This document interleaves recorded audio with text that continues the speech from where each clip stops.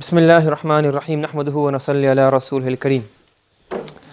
So in the last lesson we explained the definition of qasr and where qasr takes place. Now in here we want to discuss one aspect of qasr. Okay. Now this section is not in the book. This heading I've done it throughout the book. I put some brackets and I put in a few headings so that it kind of helps you, but it's not in the book. This section. So we're going to discuss Haqiqi and Idafi. Okay, and this has been mentioned before in the previous video. You can refer back to it if you need to in the previous series. Okay. So let's say, for example, we say Ma Zaydun illa qa'imun. So we have the sentence here. Ma Zaydun illa qa'imun. Okay. What does that mean? Zayd is only standing. Now, if we analyze this sentence, put it into some kind of graphs. Basically, what we're trying to say is that Zayd is limited to qiyam. He does not go beyond qiyam. But if you look at this is relative to julus. This is relative to the maqsoor anhu, the thing which you are keeping it away from or restricting it away from. Meaning Zayd is only qiyam, doesn't have in regards to julus. As far as wujud is concerned, existence is concerned, humanity is concerned, etc., those things exist. I mean, you don't even need to discuss this because we understand the context, it's relative. So we call this kind of qasr idafi. Idafa, relationship, and idafiyun, relative. So we discuss relativity, the rules of relativity in Balagah as well, but not Newton's, but our own relativity. Okay? So Zaydun, when we say ma Zaydun illa qa'imun, we mean this is not mean that Zayd only has one quality, he has nothing else. He doesn't have hunger, thirst, humanity, existence. You get what I'm trying to say? But we're not talking about those things anyways. We're just talking about between qiyam and julus is only qiyam, not julus. But we call this idafi because this qiyam is only relative to what? Julus. Opposed to, that's another example. When we say La ilaha illallah. La ilaha illallah. There's no ilah except Allah. There's no God except Allah. So what we're saying here, that uluhiyya is limited to the being of Allah subhanahu wa ta'ala. And uluhiyya cannot go out. And here we mean it totally. Not in relationship. Because what happens? Uluhiyya doesn't go to Lat or Uzza or Manat. It doesn't go to Isa ibn Maryam. It doesn't go to the idols. It doesn't go to Malaika. We really mean that uluhiyya is limited to Allah. And nobody, it can't go anywhere else. It's not relative to anything else. Uluhiyya in total, absolute. It's absolutely limited to Allah. As opposed to Zayd, he's relatively restricted to qiyam in relation to what? Julus, not in regards to other things. And this is called what? Idafi, relative restriction. What's this called? Relative restriction, meaning the restriction is relative to the maqsoor anhu. Is the maqsoor anhu. Is relative to that. And here's qasr haqiqi, you call it what? Absolute. Absolute restriction. Meaning, the uluhiyya is totally restricted to Allah subhanahu wa ta'ala, it doesn't go anywhere else. Do you understand? So this is what we're discussing, and we've done this before in the previous book. Okay, so let's go through the text. As I said to you before, this is not in the book, obviously added this in, because there are different ways of analyzing qasr from different aspects. So one aspect that we're linking it to is the type of qasr regarding the objective of the mutakallim. So the text is وَيَنْقَسِمُ إِلَى حَقِيقِيٍّ وَإِضَافِيٍّ. And qasr, the file of yanqasimu is qasr, the file of yanqasimu is qasr.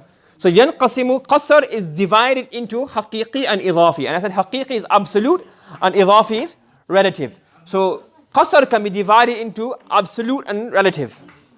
فالحقيقي, what's haqiqi? Haqiqi is that qasr in which the restriction is bihasbi, according to the reality. Bihasbi al-waqi' wal haqiqa is the same thing. So it's according to reality, meaning in absolute terms, in realistic terms. لا بحسب الإضافة إلى شيء آخر. Not in idafa, not according or in relation to something else. نحو لا كاتب في المدينة إلا علي. Obviously in the old time days they have scribes. Let's say for example, there is no scribe in Medina except Ali. Doesn't mean who person can write. It means here who writes properly in the right handwriting. You need to have a published book. Okay. So there's no scribe in the city except Ali. What does that mean? If there's only one scribe, there's only one printing press, then he said there's la katiba fil Madina illa. This is relative haqiqat. That in this city is only one person. There's only one football team in the city. There's only one factory in the city. There's only one national dish, only one national anthem. It's like, what's he talking about? Definite. Okay?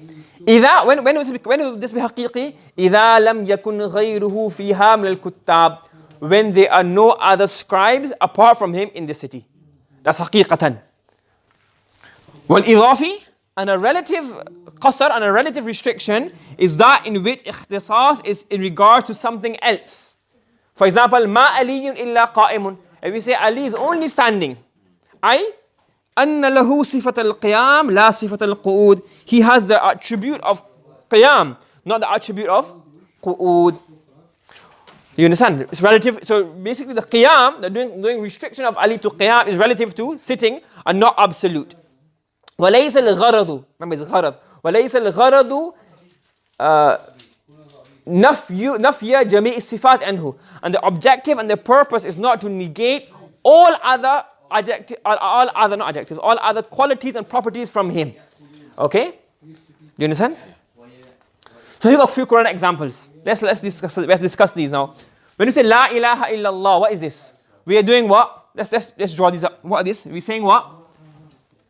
We're saying ilah. Being ilah is restricted to whom? Allah. Is this relative or is this haqiqi or idafi? Haqiqi. We're a bit scared here. Don't want to say the wrong thing, get the wrong aqidah. Ma Muhammadun illa Rasul. What are we saying here? Muhammad sallallahu alaihi wasallam is restricted to what? To being a? It's relative to being what? Rasul ay versus ilah. Or Khalid. Or being eternal being. So this is what? Idafi. Muhammad is only a prophet, not a God, not an eternal being. Yes, that's Idafi. وَمَا أَرْسَلْنَاكَ إِلَّا مُبَشِّرًا وَنَذِيرًا. We have only sent you as a warner and a bearer of glad tidings. Idafi, meaning what? We have not sent you as one who puts hidayah in people's hearts. So you can say Idafi as well. وَإِنَّهُ مَفَاتِحُ الْغَيْبِ لَا يَعْلَمُهَا إِلَّا هُ. So ilmul ghayb is restricted to what? To Allah. Haqiqa Idafi? Haqiqi. Because absolute. ما كان إبراهيم يهوديا ولا نصرانيا ولكن كان حنيفا مسلما. So Ibrahim was not a Jew, he was not a Christian, he was only a Muslim who was on a straight path. What is this? That is Idafi. Very good. Why? Because he was other things, he was a muwahhid, he was etc. But meaning here, in relative to Nasraniya and Yahudiya, he was only Hanifan Muslima, not Yahuda, not Nasara. Do you understand? Do you understand the concept? So we have two. So qasr in regards to what the mutakallim is trying to say can either be haqiqi or it can be idafi. Haqiqi means absolute and idafi means what? Relative. Do you understand? Any question regarding this? Yeah? Yeah? Okay, subhanallah bihamdi subhanakallahumma wa bihamdika wa nashhadu an la ilaha illa anta nastaghfiruka wa natubu ilayk.